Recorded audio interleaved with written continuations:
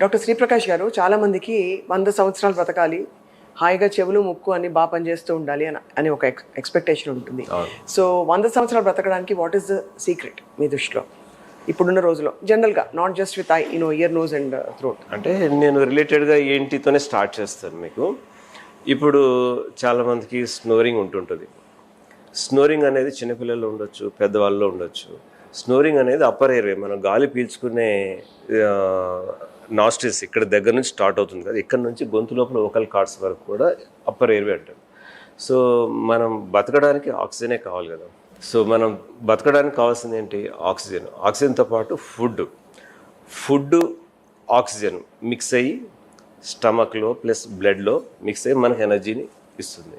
So ఆ ఆక్సిజనే అందని పరిస్థితుల్లో ఏమవుతుంది, మన డెవలప్మెంట్ అవ్వదు. చిన్నపిల్లల్లో అయితే గ్రోత్ కూడా ఎఫెక్ట్ అవుతుంది. ఇప్పుడు ఎస్పెషల్లీ టాన్సిల్స్, అడినాయిడ్ ఉన్నప్పుడు ఏమవుతుందంటే ఎక్సెస్ సైజ్ వలన అవి ఎయిర్వేనే బ్లాక్ చేసి ఆక్సిజన్ అందనీయకుండా చేస్తాయి అన్నమాట. సో వాళ్ళకి సరైన సమయంలో డయాగ్నోసిస్ చేసి ట్రీట్మెంట్ చేస్తే ఆక్సిజన్ అందేటట్టుగా చేయవచ్చు. ట్రీట్మెంట్ అంటే మనం ఎక్సెస్ గ్రోత్ ఉన్నప్పుడు టాన్సిలెక్టమీ, అడినాయిడ్ సర్జరీ చేస్తాం. సో అలాగే పెద్దవాళ్ళకి కొంతమందికి ఎయిర్వే స్ట్రక్చర్స్ ఏంటంటే అబ్నార్మల్గా పెరగడం వల్ల ఏజింగ్ ప్రాసెస్లో పెరుగుతాయి. సమ్టైమ్స్ జెనెటికల్ కాజెస్ ఉండవచ్చు, ఎక్వైర్డ్ సెకండరీ కాజెస్ కూడా ఉంటాయి. కొంతమంది లావుగా ఉండడం వల్ల కూడా రావచ్చు. సో ఈ మల్టిపుల్ కాజెస్ వల్ల స్నోరింగ్ వస్తుంది. ఈ స్నోరింగ్ వల్ల ఏం జరుగుతుందంటే మన అప్పర్ ఎయిర్వే బ్లాక్ అవుతుంది, ఆక్సిజన్ సరిగా అందదు.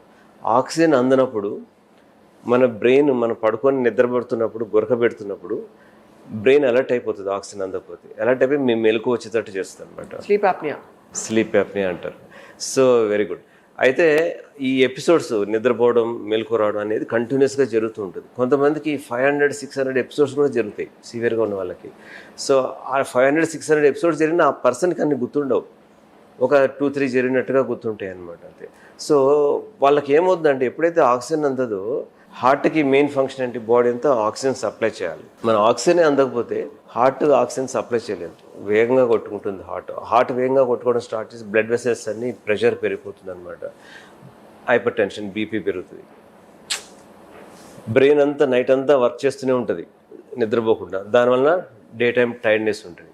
సో దానివల్ల వచ్చే కాంప్లికేషన్స్ ఏంటి, systemic complications, hyper tension, heart stroke వచ్చే అవకాశం ఉంటుంది, అలాగే బ్రెయిన్ స్ట్రోక్ వచ్చే అవకాశం ఉంటుంది. డే టైం స్లీపీగా ఉండడం వలన సోషల్ ప్రాబ్లమ్స్ వస్తాయి. ఒకటి ఆఫీస్లో వర్క్ చేయలేకపోవడము, ఇంకోటి నైట్ టైం వైఫ్తో వచ్చే సోషల్ ప్రాబ్లమ్స్. అదే కాకుండా ఎక్సెస్ టైర్డ్నెస్ వలన ట్రావెలింగ్ చేశారనుకోండి, especially car driving, long distance చేస్తే వాళ్ళు ఎప్పుడు నిద్రపోతున్నారో కూడా వాళ్ళకి తెలియదు, అంత డీప్ స్లీప్ వచ్చేస్తుంది అనమాట. యాక్సిడెంట్స్ ప్రోన్ ఉంటారు.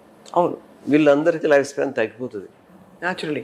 నార్మల్గా ఒక యావరేజ్ పర్సన్ ఇప్పుడున్న సైంటిఫికల్, టెక్నాలజికల్ అడ్వాన్స్డ్ వరల్డ్ 70-80 ఇయర్స్ హెల్తీగా బతకడానికి అవకాశం ఉంది ఇప్పుడున్న టెక్నాలజీలో. ఈ స్లీప్ ఏప్నే ఉన్న వాళ్ళకి 40-50 ఇయర్స్లోనే hypertension, diabetes, cardiac arrest, brain స్ట్రోక్లు వచ్చి చనిపోయే అవకాశం ఉంటుంది.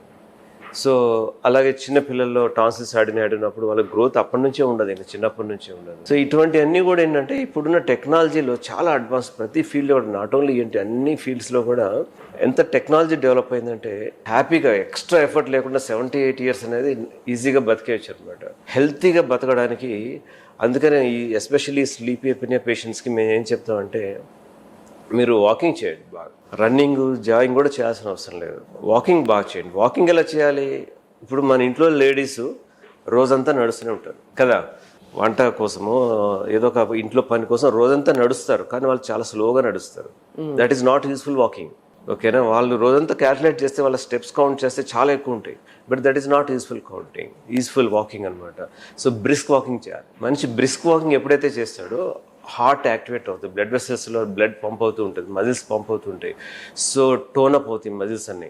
So that is brisk walking చేయాలన్నమాట. బ్రిస్క్ వాకింగ్ చేస్తే బాడీలో ప్రతి పార్ట్ కూడా టోన్ అప్ అవుతుంది. అవును, ఎవ్రీ పార్ట్. బ్రెయిన్ యాక్టివ్గా ఉంటుంది, ఐ విజన్ పెరుగుతుంది, హార్ట్ యాక్టివ్గా ఉంటుంది, బ్లడ్ వెసల్స్ యాక్టివ్గా ఉంటాయి, మజిల్స్ యాక్టివ్గా ఉంటాయి. సో అది మీరు లావుగా ఉన్న వాళ్ళు సన్నగా చేస్తుంది. వాకింగ్ అలవాటు పడిన వాళ్ళు, ఇది బ్రిస్క్ వాకింగ్ అలవాటు పడిన వాళ్ళు, వాళ్ళకి ఎక్కువ తినాలనిపించదు కూడా. అవును, ఎప్పుడైతే హెల్తీ లైఫ్ స్టైల్స్ ఉంటాయో వాళ్ళకి అతిగా తినాలనిపించడం, ఆల్కహాల్, స్మోకింగ్ చేయాలనిపించడం అనేది ఉండదు. క్రేవింగ్స్ అని వెళ్ళిపోతాయి, ఆ క్రేవింగ్స్ అనిపోతాయి. సో అందుకని నేను హెల్తీ లైఫ్ స్టైల్కి లాంగ్ లైఫ్ స్పాన్కి ఇటువంటి బేసిక్ సింపుల్ థింగ్స్ ఇంకా కొన్ని ఇంపార్టెంట్ కొన్ని చెప్తాను. ఒకటేమో బ్రిస్క్ వాకింగ్, ఇంకోటి సాల్ట్ కాంటెంట్ తగ్గించాలి ఓకే ఫుడ్లో. ఓకే ఫుడ్లో any salt, pink salt, blue salt, white salt అన్ని. క్వాంటిటీ తగ్గించాలి, నాట్ దట్ కంప్లీట్ అవాయిడ్ చేయాలని కాదు. రైట్. సాల్ట్ మనకు కంపల్సరీ ఎసెన్షియల్ ఇంగ్రీడియంట్ మనకి బాడీలో. సో మన సాల్ట్ యాక్చువల్గా ఎందుకు ఉపయోగపడుతుంది తెలుసా? ఏదైతే సాల్ట్లో ఉండే సోడియం క్లోరైడ్ అయాన్స్ మనం తినే ఫుడ్ని అబ్జర్వ్ కావడానికి ఉపయోగపడుతుంది. మన బాడీ మనం తిన్న ఫుడ్ స్టమక్లోకి ఇంటెస్టైన్స్లోకి వెళ్ళిన తర్వాత ఆ ఇంటెస్టైన్స్ స్టమక్లోంచి బ్లడ్లోకి పోవాలంటే మనం సోడియం అయాన్స్ కావాలన్నమాట. సో అబ్జర్వ్ కావడానికి ఉపయోగపడుతుంది. అందుకనే కంప్లీట్గా అవాయిడ్ చేయకూడదు, క్వాంటిటీ తగ్గించాలి. ఎప్పుడైతే సాల్ట్ క్వాంటిటీ తగ్గిస్తావో అబ్జర్ప్షన్ కూడా అతిగా అబ్జర్ప్షన్ ఉండదు, బాడీ ఎంతవరకు అవసరం అంతవరకే తీసుకుంటుంది. సో మన ఇండియన్ ఫుడ్లో సాధారణంగా సాల్ట్ చాలా ఎక్కువ వాడతారు. So decrease the salt quantity.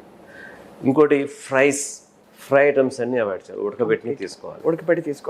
ఉడకబెట్టినవి తీసుకుంటే ఉడకబెట్టిన వాటిలో ఆయిల్ తక్కువ ఉంటుంది, చాలా తక్కువ వేస్తాం మనం కదా. అవును.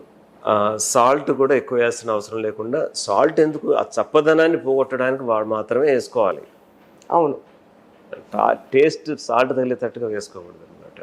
సో ఇంకో ఫ్రైస్లో కొన్ని ఆ ఫ్రైయింగ్ మెకానిజం వల్ల ఆయిల్తో బాగా హీట్ అయ్యి కొన్ని టాక్సిన్స్ డెవలప్ అయ్యి క్యాన్సరస్గా కూడా అయ్యే అవకాశం ఉంది. Especially fry fish, it is known for cancer cause. అవునా? ఫ్రై ఫిష్ ఎందుకు సార్, ఏముంది? ఫ్రై అయినప్పుడు బ్లాక్ స్మాష్ వస్తుంది కదా, అక్కడ కార్సినోజెనిక్ అది అన్ని తందూరులకు ఉంటాయి కదా. నేను ఫిష్ అసలు ఈవెన్ ఇఫ్ ఫిష్ ఉడకబెట్టుకుని తినాలి, అందుకనే ఫిష్ ఉడకబెట్టుకుని తినాలి. ఏదైనా ఉడకబెట్టుకుని చేపల పులుసు తినాలంటున్నారు. చేపల పులుసు ఎస్పెషల్లీ చేపల పులుసు చాలా హెల్తీ అనమాట. చేపని ఫ్రై చేసుకొని తినకూడదు, ఆ బ్లాక్ స్మోక్ వచ్చేటట్టుగా చేయకూడదు. ఓకే, అది ఇంపార్టెంట్ అనమాట. అర్థమైంది. ఈ సింపుల్ మెకానిజమ్స్ నేనేం చెప్పాను, సాల్ట్ తగ్గించండి, బ్రిస్క్ వాకింగ్, ఆయిల్ ఫ్రైస్ తగ్గించండి, బ్రిస్క్ వాకింగ్ చేయండి, అన్ని తినండి, రోజు అన్నీ తినండి హ్యాపీగా. ప్రతి సీజన్లో వచ్చి ఈవెన్ సమ్మర్లో మ్యాంగోస్ రోజు తినండి.